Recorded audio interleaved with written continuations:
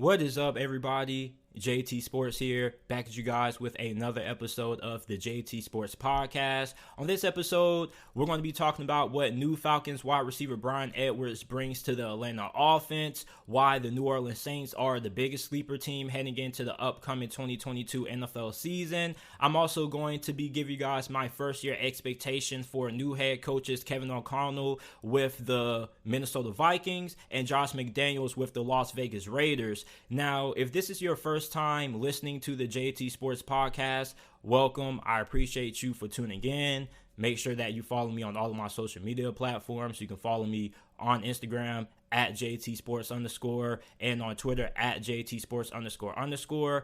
Lastly, if you haven't already, make sure that you are subscribed to my YouTube channel, which is JT Sports. A couple of days ago, the Falcons made a trade for former Raiders wide receiver Bryan Edwards. The Raiders traded Edwards along with a 2023 7th-round pick to Atlanta in exchange for the Falcons' 5th-round selection in the 2023 NFL Draft. Now, if you're a Falcons fan, what are you getting out of Bryan Edwards? Well, you're getting a wide receiver that is really big and physical. He's 6'3", 212 pounds. He is a really good jump ball wide receiver. If you need somebody who's going to go up and get those tough 50-50 grabs and a good red zone target in the back of the end zone, Bryan Edwards definitely is that guy. And for the Falcons, they probably have the biggest wide receiver core in the league. And if they don't have the biggest, they have one of the biggest. A lot of their wide receivers have a lot of size and length. You look at Auden, Tate, Drake London, who they recently drafted in the first round of this past year's draft. And now you bring in Bryan Edwards. It's going to be really interesting to see how these wide receivers fare with all this size. And then on top of that, Bryan Edwards is somebody who had a lot of potential. And there weren't really too many Raiders fans who you could find who were happy about this trade. Many Las Vegas fans felt like they would love to have kept him around, but it just wasn't going to be a good fit because they already had a lot of talent and depth at the wide receiver position, and it didn't really look like Bryan Edwards was going to have that much of an impact in Josh McDaniels' offense this season. So they did the best thing possible, shipping him off, and they got a 5th-round selection in return out of it.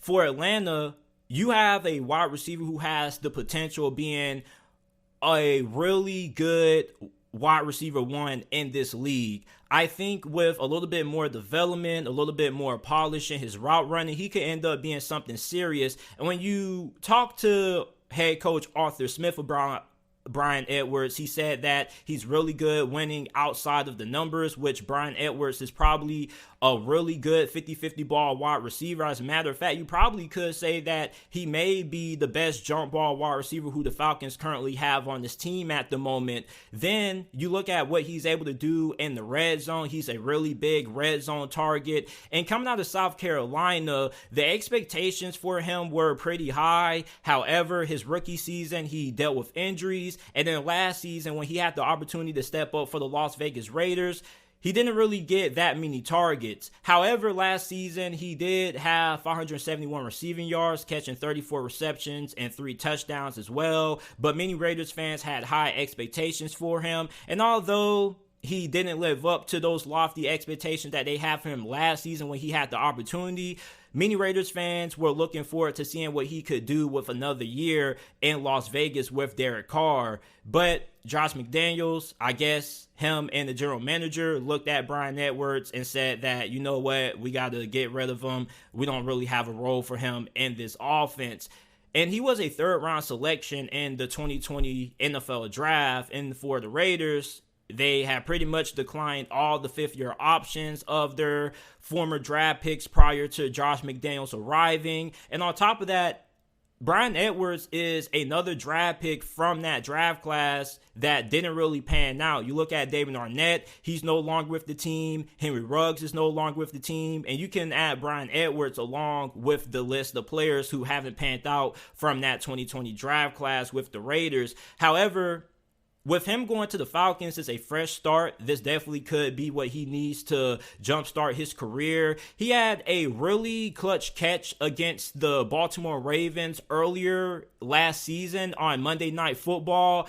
It ended up initially being ruled as a touchdown, but then they went back and they reviewed it and they brought it back out. But I look at Bryan Edwards. I think that he could do big things in this Falcons offense with Marcus Mariota.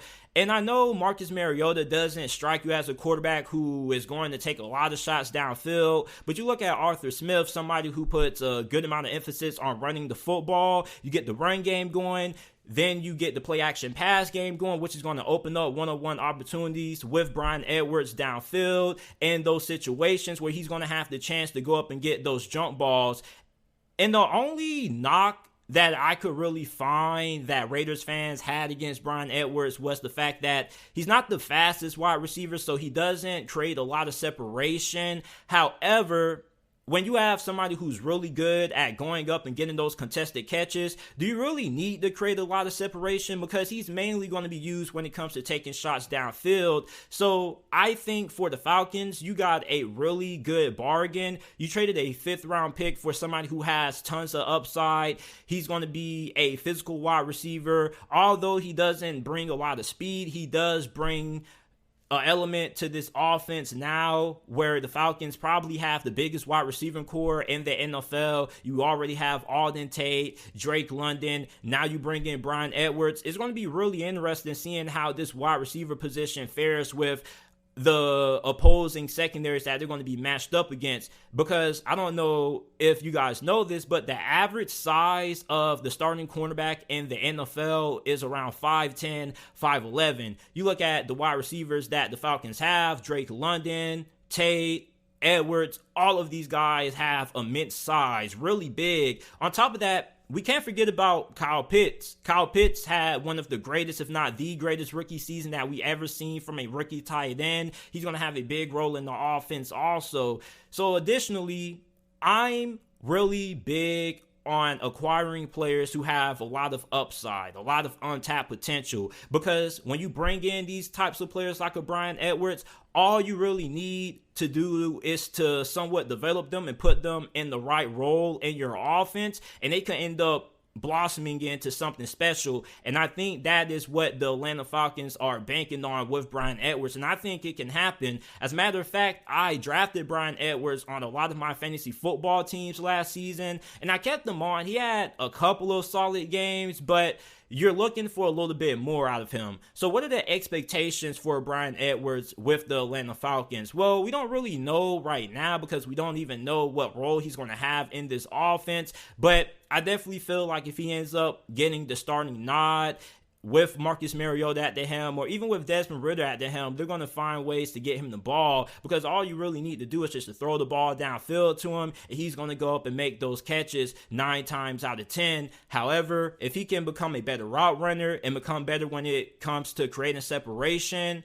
off the line of scrimmage, I think you end up having one of the best wide receivers in the league if he ends up being able to improve in those areas, ends up hitting on his potential that hasn't yet been unleashed, at least not with the Las Vegas Raiders. So you guys let me know how you guys feel about this move down in the comment section down below. Do you guys feel like Bryan Edwards is going to do big things with the Atlanta Falcons, or is he just going to end up being somebody else who just doesn't pan out, gets traded to a new team and still doesn't do anything? Let me know down in the comment section down below. Every year I do a segment called My Biggest Sleeper Team in the NFL. Last season, it was the Pittsburgh Steelers. The year before that, it was the Pittsburgh Steelers again. And the year before that, 2019 or 2020, I believe it was the Denver Broncos. They ended up disappointing. But before that, it was the Buffalo Bills. So I pretty much have banked on all of these besides one team, which was Denver. But you look at the New Orleans Saints, I'm really surprised, because you look at the over-under win totals, I've seen 7 or 8 wins for the Saints, and I'm kind of surprised because you look at what this team did last season, they were really solid. when Jameis Winston was the starting quarterback. As a matter of fact, they were 5-2 until he went down with that injury against the Buccaneers.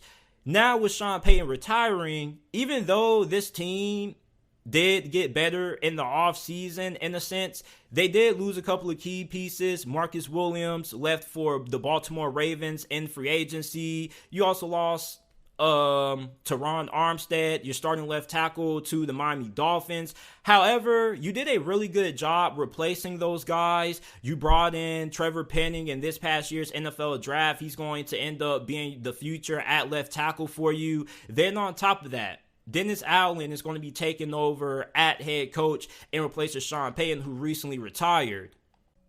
Now, Dennis Allen, this isn't his first ever head coaching gig. He was a former head coach of the Raiders a couple of years back from 2012 to 2014. Didn't have much success. Went 8-28 during his tenure there. However, it was a Raiders organization that at the time didn't have Derek Carr or Khalil Mack. They were still rebuilding. So now he has the opportunity to get another shot in a better situation with a way better team. And on top of that, him and general manager Mickey Loomis made sure that they did the best job possible when it came to making as minimum changes on the coaching staff. So this is pretty much the same coaching staff that Sean Payton had, albeit you have a couple of guys who may not have returned, but you still do have the majority of people on this staff who are with Sean Payton, and they wanted to keep that. They wanted to make sure they didn't have a big overhaul on the coaching staff. And I really like that, because not only is that going to help Dennis Allen, because he doesn't have to go out and do the interview process of trying to interview offensive coordinators and defensive coordinators and trying to figure out who he wants to bring in. You pretty much already have a staff in place that has been successful, because you look at their offensive coordinator,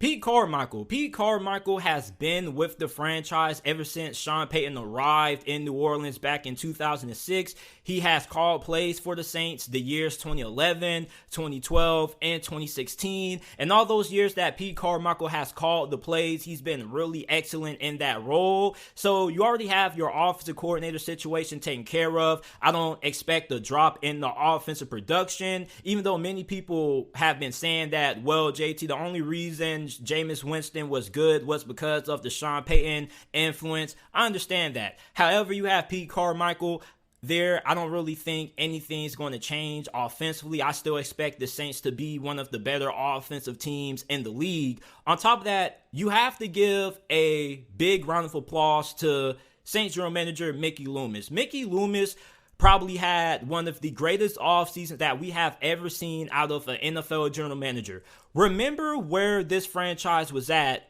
the start of the offseason.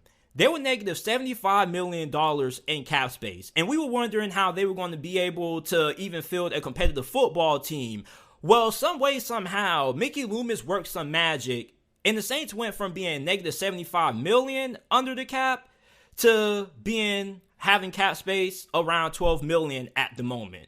Not only that, but even though they did lose some key pieces, they replaced Marcus Williams with Marcus May. Then you bring in Honey Badger in free agency. This defense looks really good. As a matter of fact, New Orleans potentially could have one of the best three defenses in all of the NFL this season. Then on the offense side of the football, the biggest concern for New Orleans was their wide receiver position. Well, you get Chris Olave out of Ohio State in this past year's NFL draft, and you sign Jarvis Landry. Now, we don't really know the status of Michael Thomas. Some reports say that he could play this year. Some reports are still saying that he's still progressing. However, even if MT doesn't suit up this year, or it still takes him a while to get back, I think for New Orleans, if you are a Saints fan, you definitely have way more confidence in your receiving core going into this season compared to what you had last year, because last year, things were really rough. Now, you did have Marquez Callaway, who I liked a lot. I'm hoping that he still has a pretty significant role in this offense.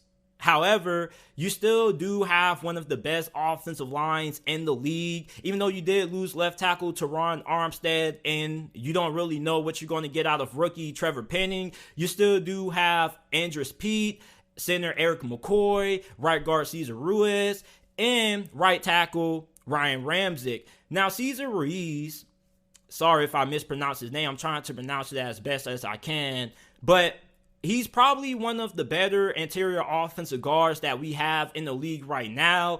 And he's kind of underrated because nobody really talks about him that much, but I really like him a lot. Then you have on the defensive side of the football, you got Cam Jordan, Marcus Davenport, Marshawn Lattimore, Paulson Adebo at corner, Bradley Roby, Deuce, Chancey Gardner-Johnson, and PJ Williams. So this defense has a lot of depth, a lot of talent at pretty much every single position. When it comes to the defensive line, when it comes to linebacker, you have DeMario Davis, who is a top 5 linebacker in my opinion. You have Pete Warner. Then I didn't even know that the Saints signed Marcus May in free agency. I didn't get any news on it. Not too many people reported on it. I found out the Saints signed Marcus May this morning when I was looking at their depth chart, trying to figure out how I was going to talk about them in this video. So you look at New Orleans overall, this is one of the more talented teams in the NFC, and I'm really surprised that their win total or their over-under is only 8-7 games, because if you ask me, this probably would be my pick to win the NFC South over the Tampa Bay Buccaneers, who also are going through a coaching change as well. Todd Bowles is going to be taking over for Bruce Arians, who recently stepped down, who took a front office role. I look at New Orleans. This was the team who gave the Buccaneers a lot of fits. And then not to mention, when you had to play them without Sean Payton and Dennis Allen had to step up as the interim head coach, they won that game 9-0. So I look at the Saints. This is a team that definitely is getting overlooked by many people.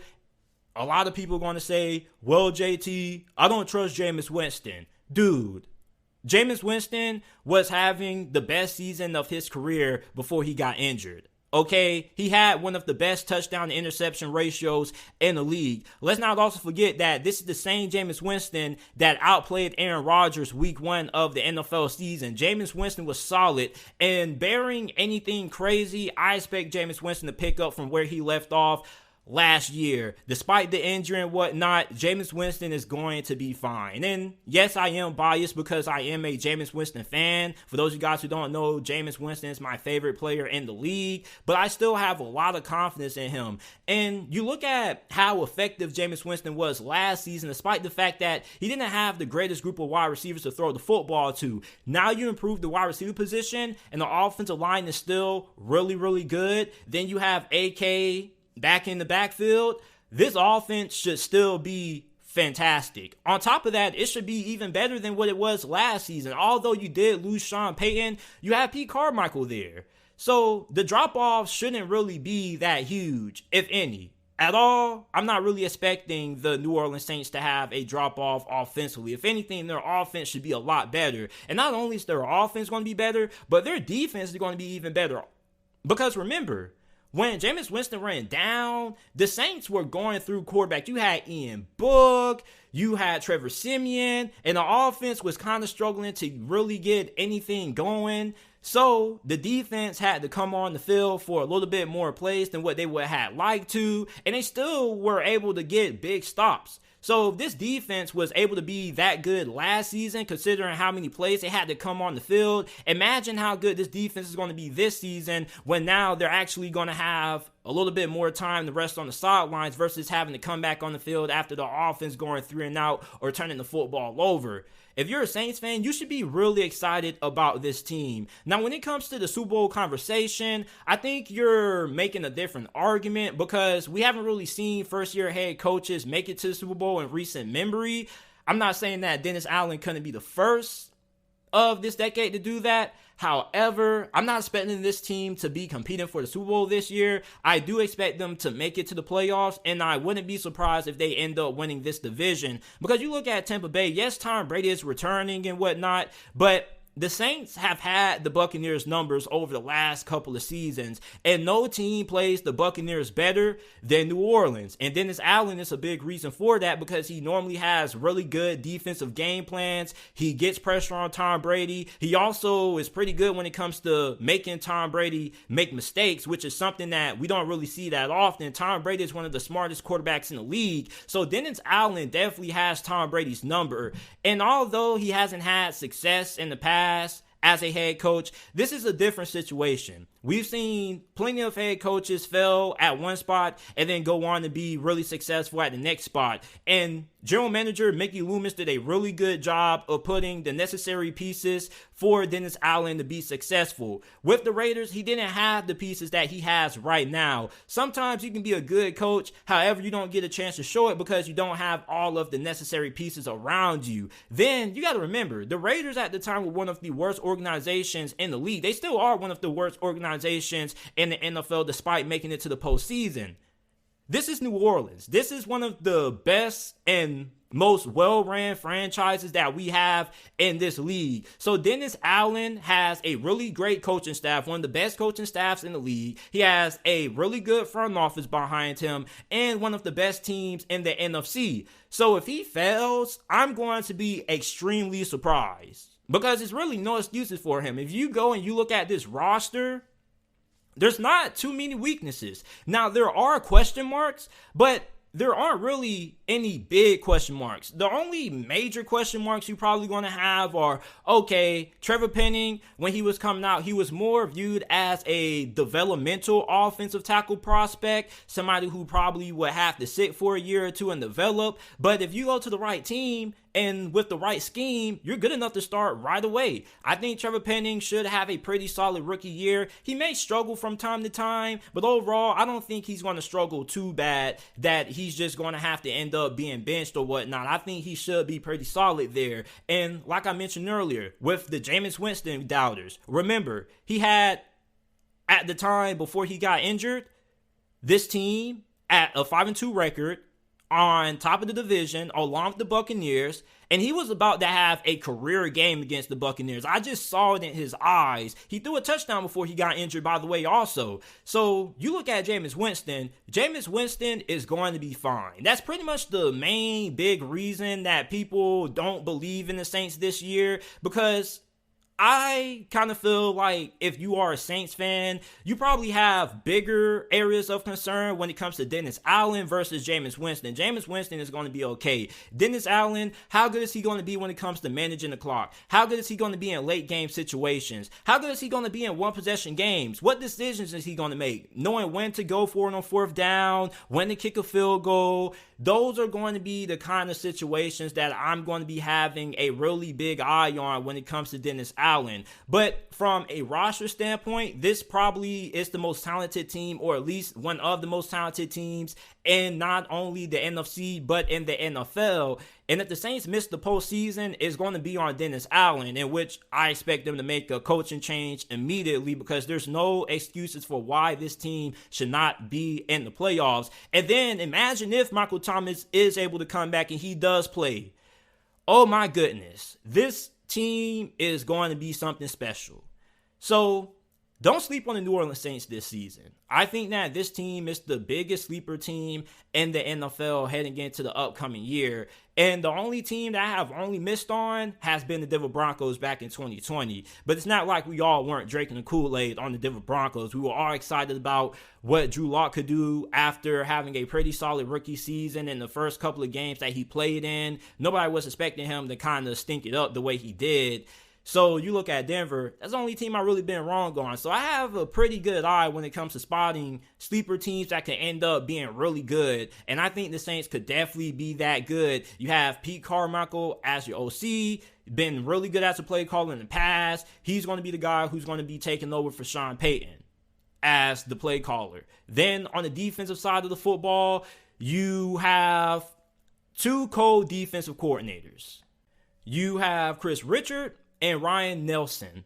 And I think that these guys have pretty good chemistry. They used to play college ball back at USC. So I think the defense is also going to be really good. On top of that, Dennis Allen is probably also going to have a little bit of an influence when it comes to game plan and whatnot, and overlooking and overseeing what happens on defense. So the defense is still going to be really good. If not, it should improve with the fact that the offense is going to be a lot better, and it's going to give the defense more time to rest. So let me know how you guys feel about the New Orleans Saints down in the comment section down below. Do you guys feel like the New Orleans Saints are the biggest sleeper team heading into the upcoming NFL season? Let me know down in the comment section down below if you're watching this on YouTube. First year expectations for Minnesota Vikings new head coach Kevin O'Connell. Now, O'Connell has been the offensive coordinator for the Rams since 2020. And although he never called the plays, he had a really big role when it came to strategizing and building up the philosophy of the Rams offense. Sean McVay holds him in high regard. As a matter of fact, when Brandon Staley was first hired as the head coach for the LA Chargers, he tried to interview O'Connell for his offensive coordinator spot. However, Sean McVay blocked the interview because Sean McVay holds him in a really high regard. And he basically said that, hey, even though he doesn't call the plays, he has a really big role in terms of what we like to do offensively. And we would at least like to have him for one more year. And this was a perfect fit for O'Connell because he's going to a team that has a lot of talent on the offensive side of the football. And on top of that, they have a lot of talent on the defensive side of the football as well. Intriguing to see how the defensive coordinator for Minnesota is going to fare this year, because Minnesota's defense hasn't been that great over the last couple of years. Despite the fact that they do have talent, the defense never really has been able to perform. And it's kind of the main reason why Mike Zimmer ended up getting fired, because the defense was a large reason why Minnesota missed out on making it into the postseason last year. You look at O'Connell, what is he going to bring to the Minnesota Vikings? Well, he's going to put a big emphasis on the run game. He's not solely just going to rely on the outside zone, which is a big staple of Kyle Shanahan and Sean McVay's offense. He's going to implement different versions of the run game. You may see a little bit of outside zone. You may see some inside zone as well. You're just going to see a lot of different variations when it comes to the run game. And the passing game is probably going to be more of a quick attack, probably trying to get Kirk Cousins the ball out fast, quick, out to guys like Adam Thielen and Justin Jefferson, spreading the football around and attacking the defense. Then on top of that, we already know there's going to be a lot of pre-snap motion. We're probably going to see a lot of 11 personnel, 3 wide receiver sets. And just because he comes from Sean McVay's coaching tree probably doesn't mean that he's going to do the exact same thing that Sean McVay used to do. But he's probably going to add his own spin on things. And if you're a Vikings fan, you have to be feeling really confident about O'Connell, because Sean McVay's coaching tree has been pretty successful so far. Zach Taylor just got done leading Cincinnati to the Super Bowl for the first time in decades. So the coaching tree for Sean McVay has been pretty good, even though we have a pretty small sample size of it. You look at O'Connell and you listen to him and how he talks in his interviews, he knows a lot about football. This dude is a football nerd. He also used to be the former quarterback of the San Diego State Aztecs during his college years. So he also has played the quarterback position, and he has gotten the most out of guys like Matthew Stafford. And it's going to be intriguing to see what he does with Kirk Cousins, because Kirk Cousins' future was a big question mark heading into the offseason. Some people thought that he was going to end up getting traded, but they ended up extending him. And he's going to have a really big season with Minnesota, because this offense is going to do so many great things. The offensive line already is pretty solid. You probably have one of the best wide receiving corps in all of the NFL. Adam Thielen, Justin Jefferson, KJ Osborne is starting to come on as of late. But I really want to see what he's going to do with Irv Smith, because Irv Smith is super talented. However, he doesn't really get utilized all that much in the offense. And with more 11 personnel sets, I think that we could see a potential breakout year out of Irv Smith. And it doesn't really make any sense why the talent of his hasn't really showed yet. Probably because there hasn't been an offensive coordinator that has tried to utilize him that much. So I want to see what we're going to get out of Irv Smith this year and O'Connell's offense. On top of that, I'm really excited about Minnesota overall. They have the potential to make a deep playoff run this season because Kirk Cousins had a really good year last year, and a lot of people like to harp on Kirk Cousins, call him overrated, but last season you could make the argument and say that Cousins played like a top 10 quarterback. And if not a top 10 quarterback, at least a top 12 quarterback, which is really good. And I'm so tired of the national media saying that Kirk Cousins can't win big games. If you go back and watch Minnesota last year, a lot of games they lost was because the defense sucked, not because of Kirk Cousins. Hopefully O'Connell can get Kirk Cousins playing at an even better level than what he did last season. And maybe everybody will open their eyes to how good Kirk Cousins really is, because we saw what happened with Matthew Stafford when he got traded from Detroit to Los Angeles Rams. We saw how the national media's narrative about Matthew Stafford shifted really quickly. Remember what the narrative was about Matthew Stafford during his playing days in Detroit? Oh, you mean Matthew Pafford? All he does is pad his stats. He doesn't do anything. He just gets a lot of good yardage and garbage time. Well, Sean McVay ends up making a couple of calls, ends up trading Jared Goff, and says, hey man, we're going to give you Jared Goff a couple of first round selections for Matthew Stafford. Matthew Stafford gets traded to Detroit. The rest is history. Matthew Stafford is now Super Bowl champion, and now all of a sudden everybody considers Matthew Stafford to be a top 10, almost top 5 quarterback. But for those of you guys who have been watching football before that, we already knew that Matthew Stafford was a top 10 quarterback. It's just that he was held back by a bad organization in Detroit. I think the same thing can be said for Kirk Cousins. Now, the Vikings are not a bad organization, not as bad as the Detroit Lions. However, with Kirk Cousins now having an offensive-minded coach, you're going to have somebody who's going to strategize and build the perfect offense around what Kirk Cousins does best. Kirk Cousins is pretty good off play action, bootlegs. That's really where he has the most success as. Then you already have a solid group of wide receivers, not even a solid group, an elite group of wide receivers. You almost had 2 1,000-yard receivers. If Adam Thielen could have stayed healthy last season, he probably could have easily eclipsed 1,000 yards. Vikings fans, you have a very good head coach in Kevin O'Connell, at least what it looks like on paper. Now, we haven't really seen him coach a single game in the NFL yet. We don't know how his time management is going to be. We don't know how he's going to handle certain big moments. However, what we do know is that you have a head coach who is going to be really keyed in on the offensive side of the football. And you're also going to have somebody who's going to be very detailed. We see Sean McVay. When he talks football, he doesn't skip over any parts. He's really detailed. He pays attention to the small things. And the small things are really important because the small things add up. And the more small things that you keep adding up, you end up building something big. Really excited for Kevin O'Connell and what he's going to do with the Minnesota Vikings. I'm expecting this team to make it to the postseason, and if they don't make it to the postseason, then it's going to be a really big disappointment. You look at this team from a talent standpoint, on the offensive line, solid. Defense should be pretty solid this year. This is a playoff caliber football team. On top of that, you're playing in a pretty weak division. Outside of Green Bay, we know the Chicago Bears are probably going to be one of the worst teams in the league this season. You look at Detroit, they might push Minnesota.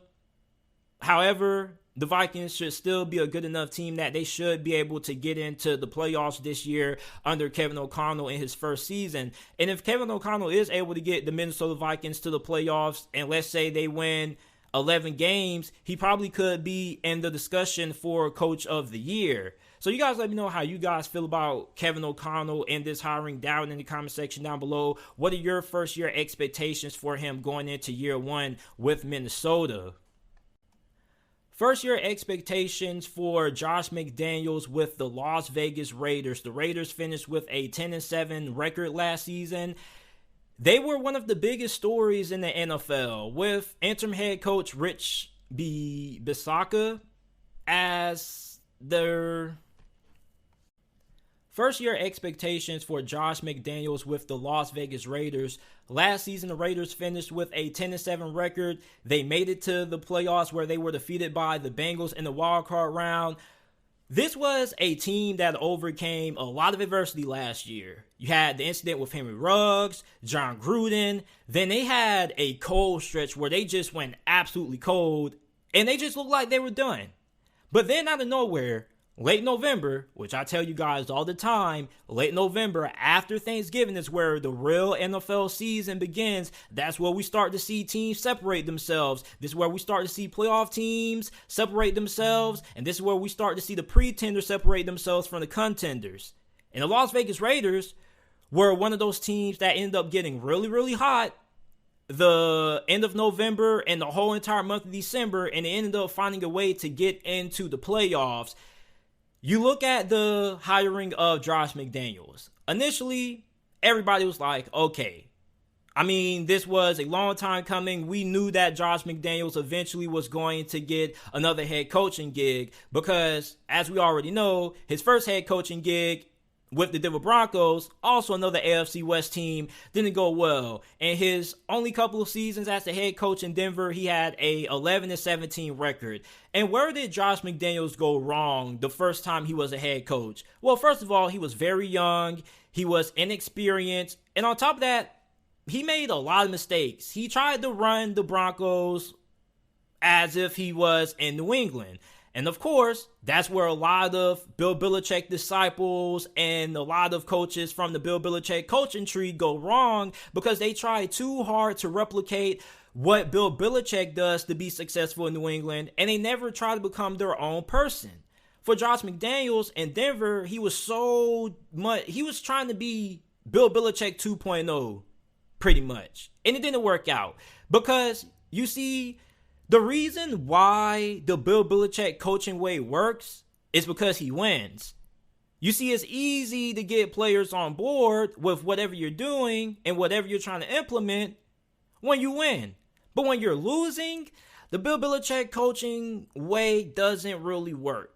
So for Josh McDaniels, that's ultimately, one of the reasons why he failed in Denver the first go around.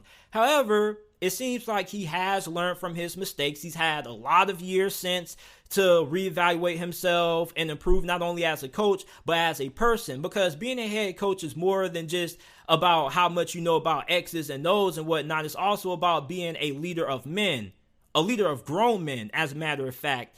So there has to be a level of respect. And you also have to be willing to put your ego aside. Josh McDaniels wasn't really able to do those two things his first go around in Denver. Now with the Las Vegas Raiders, he's learned. Hopefully he's matured. And with him having a lot of time sitting back as the OC for New England, hopefully he has improved in all of those areas. Because he's going to a Raiders team that does have a good amount of talent on the offensive side of the football. The offensive line is probably the biggest concern that I have. But you look at the receiver position, although it's not a lot of proven depth behind Davante Adams, you got him, who you just recently traded for from the Green Bay Packers. Probably the best receiver in the NFL, depending on who you ask. Then you have Darren Waller, who is probably one of the three best tight ends that we have in the league, along with Travis Kelce and George Kittle. Darren Waller also is in that conversation. Then you have Derek Carr. Derek Carr is coming off a really good season. You probably could consider Derek Carr a top 10 quarterback based on how he performed last season, because I think that the sole reason why Las Vegas was able to get into the playoffs was because of the play of Derek Carr. And Derek Carr doesn't have the greatest numbers when you go back and you look at the 2021 season for Derek Carr. Not really crazy, spectacular numbers, but the numbers don't show the impact that Derek Carr had for this team. In big moments and big games late in the season, Derek Carr stepped up and made those big plays. And if he had a better group of wide receivers than what he had last season, he probably could have put up even better numbers. This season, with the addition of Davante Adams, and hopefully you get Darren Waller able to stay fully healthy, then you have Third and Winfro there. Derek Carr could put up some video game numbers this season. And I'm not saying he's going to have a MVP caliber season. However, he should be able to put up Pro Bowl caliber numbers. Let's not forget, you still do have Josh Jacobs, who the Raiders declined the 5th-year option for. And it's not because Josh Jacobs is a bad back, in my opinion. Maybe they just feel like he doesn't fit what they want to do long-term offensively. However, I think you could consider Josh Jacobs to be a pretty solid halfback. And some of you guys may even consider him to be a top 10 halfback. And if you do, I'm not going to argue with you on that. But the defense side of the football is where a lot of the questions are going to lie. Because as we already know, the Raiders defense has been pretty terrible for over the last decade and some change. However, last season, their defense did kind of hit a turning point. And although the defense wasn't great, it was okay. Under Gus Bradley, he did what he needed to do. The defense was good enough to get them to the playoffs, and the defense also made a couple of plays. However, the secondary has kind of been a big hindrance for why the Raiders have struggled to have success long-term on the defense side of the football.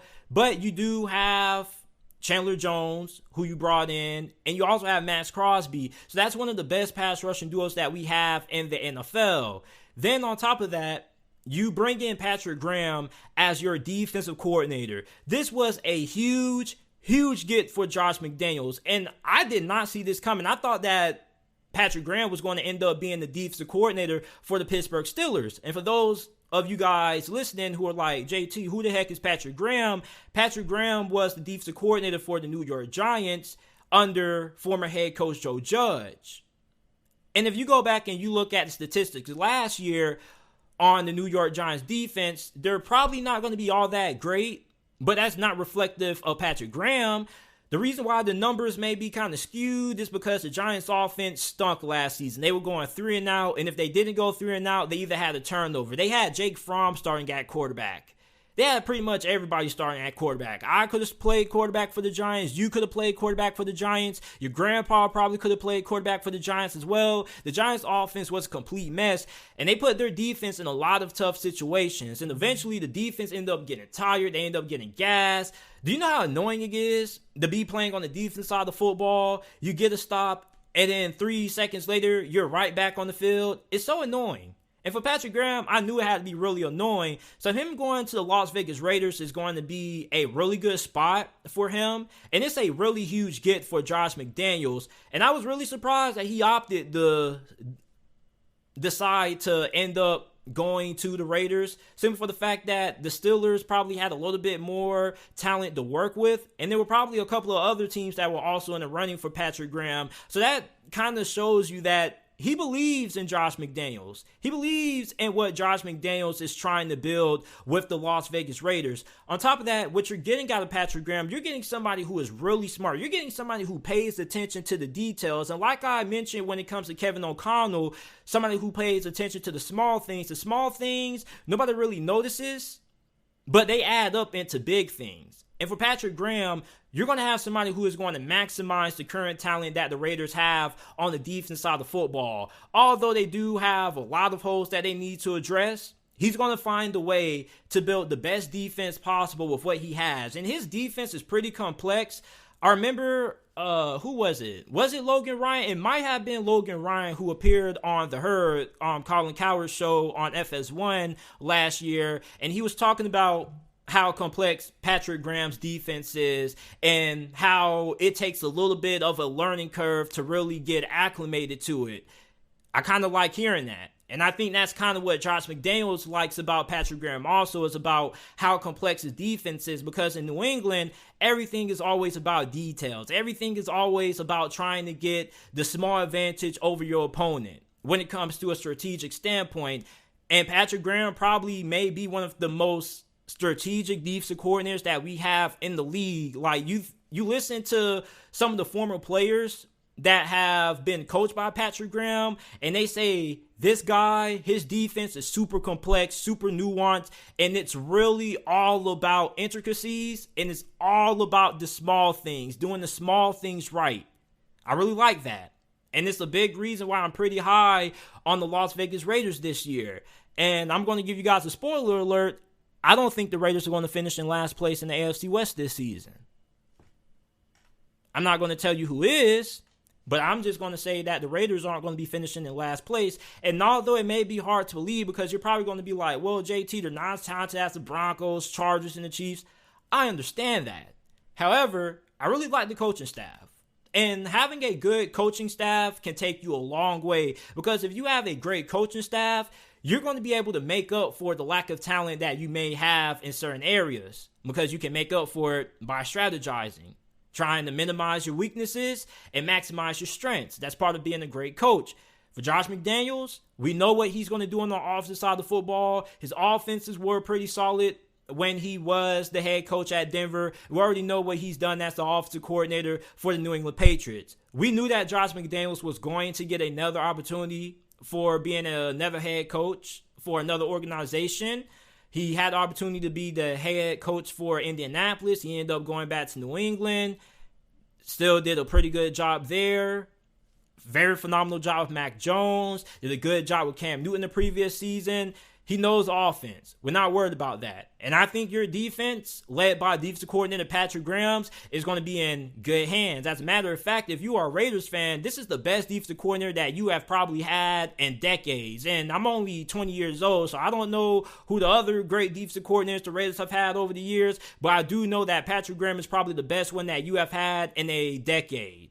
So you guys let me know what are your first year expectations for Josh McDaniels and the Las Vegas Raiders, because for me, I think this team is going to be ultra competitive. I definitely feel like they're going to be around 8 to 10 wins this season. They definitely could eclipse 10 wins this year, but I'm not trying to give out no early record predictions, but this is definitely a team that has a better shot at making it to the postseason than what a lot of people are giving them credit for, because there's another coach in this division that has a lot to prove. And I'm not really all that high on him. And you guys can take a guess, but he's going to be the last coach that we talk about. But I'm really high on Josh McDaniels. I'm big when it comes to giving people second chances. Because sometimes we have to look back on life and look back at where we went wrong and learn from our mistakes.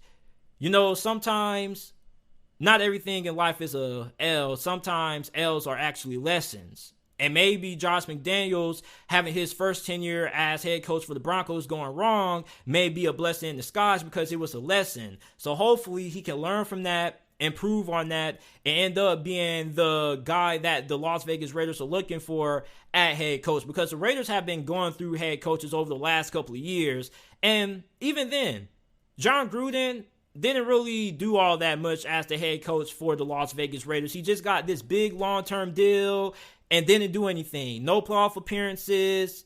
Barely even had to win the season. I don't even think he had to win the season. Somebody let me know. I don't have the John Gruden stats in front of my face, but I think that Josh McDaniels definitely could do some big things with the Las Vegas Raiders. The talent's there. You have a really good defensive coordinator in Patrick Graham. I think the Raiders could be a really solid football team this season, but you guys let me know. I appreciate you guys for listening to this episode of the JT Sports Podcast. Make sure you check out the JT Sports Podcast. Every video that's uploaded on the channel is available in audio format on every single podcasting platform. Apple Podcasts, Google Podcasts, Spotify Podcasts, wherever you get your podcasts from, the JT Sports Podcast is available. Make sure you like the video, subscribe to the channel for more NFL videos and content. And I will see you guys with another episode of the JT Sports Podcast shortly.